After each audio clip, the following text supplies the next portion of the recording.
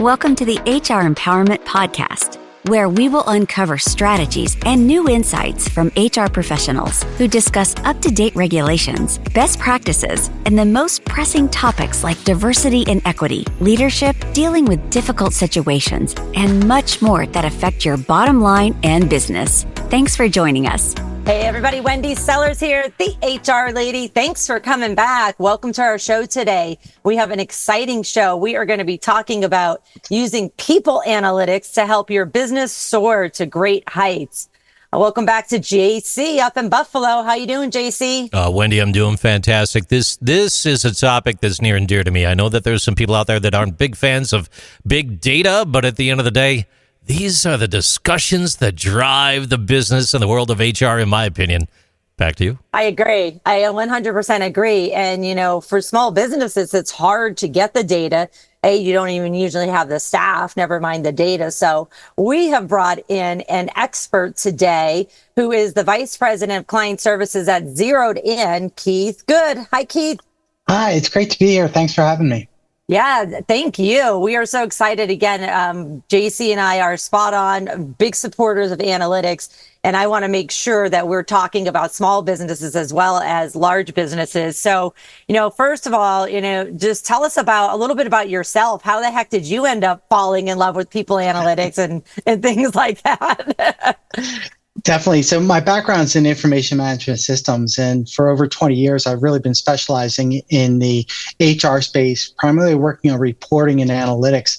Both from startup, I was a partner in a small startup company that was acquired back in the 2000s.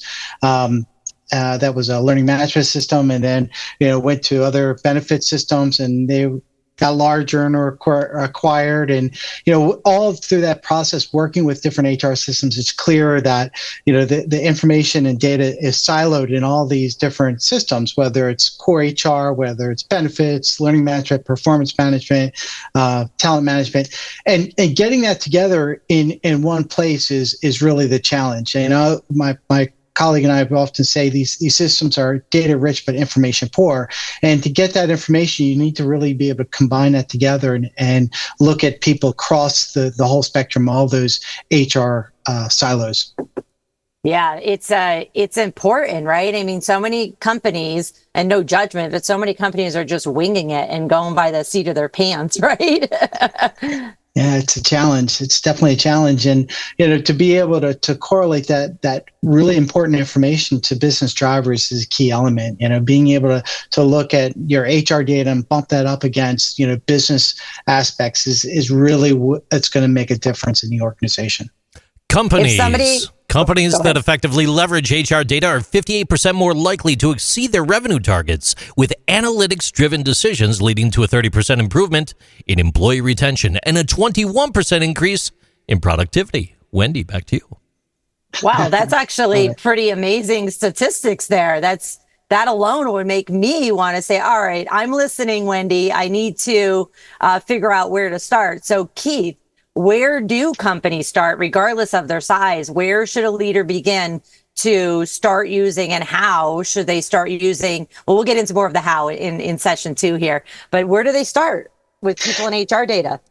Yeah, well, the data's out there, and the data's there. So one, don't be afraid of it. But I would start more with partnering with someone in the business, whether it's finance, whether it's in the retail area or manufacturing, someone from the business, and find out, what is it that drives their numbers and how, people can affect that.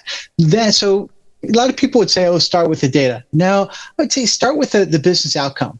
Then let's go look for the data, because you got the data, and what kind of data? Because then you start thinking and can imagine. Well, I've got great training data. I've got really great historical aspects of how people move to the organization. Maybe if I pull this together, it can help answer some of those questions that the business is looking for. I love it. So how you're saying the data's out there, where is it? That's a good point. We talked about the siloed systems, best of breed approach. HR organizations, they go for the best of breed approach. So it's out there. It's going to be a challenge to get to, and there might have to be some data cleaning that has to go along the way. But don't be afraid of that. It's there. And if we not only think about the silo data, but it's also the historical aspect. And from an HR organization, we all know that, the grass is always greener. How many times have you always seen, you trade one LMS for another LMS or one benefits platform for another? So that historical data is out there too. Look at bringing it into some sort of data lake environment. You may have to get HR involved, or look for a partner like us. I mean, we work with our clients all the time, and they have historical data, they have data in third-party systems, and you'd be surprised you can actually get to those third-party systems. They have built-in APIs, or whether it's just a matter of reporting into a common environment. So that's what we do often for our clients. We'll look at generating reports that are just, pulling that data in. And then from there, when we have it in a common area, we can link it to other data sets. We can clean the data if need be. But, it's a challenge. I'm not going to say it's easy, but don't be afraid of it. Keith, when I think back, what was that called? AS400 and some of the other older systems, right? I love it. And we're thinking about that data migration. We're thinking about the history of our organization. Some of that is bad data in, bad data out at this point, but through the multiple data migrations that I may have gone through from the 1970s through the spaghetti Western data triads of the late 80s, and here we are now, where you have that merging together of that historical data set.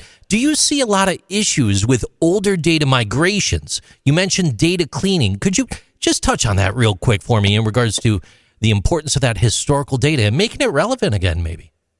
Yeah, definitely. I had a client, they were a municipality of a city, and they had their original HR system was AS400. So they had all this data in file formats that, were kind of foreign to maybe some of the people today.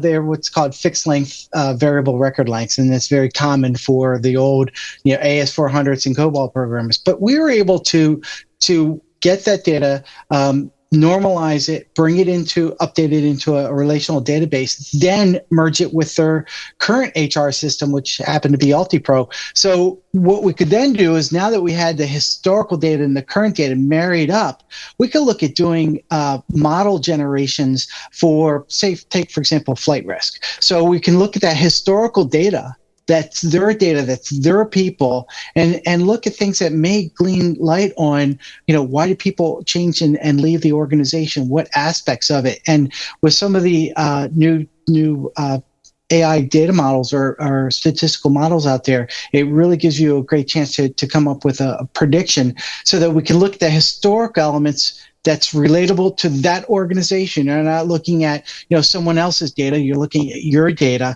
and then coming up with a prediction for your future people. I love it. JC, that was an amazing question. I think this brings us right into our next episode, episode 2 of our 5-part series. We're going to be talking about the process of utilizing people/HR data. So with that said, thanks for joining us. We'll be right back. Thank you for joining the HR Empowerment Podcast, brought to you by Aurora Training Advantage. We hope you've gained new insight and strategies to navigate the HR profession. We look forward to you joining us again on the HR Empowerment Podcast.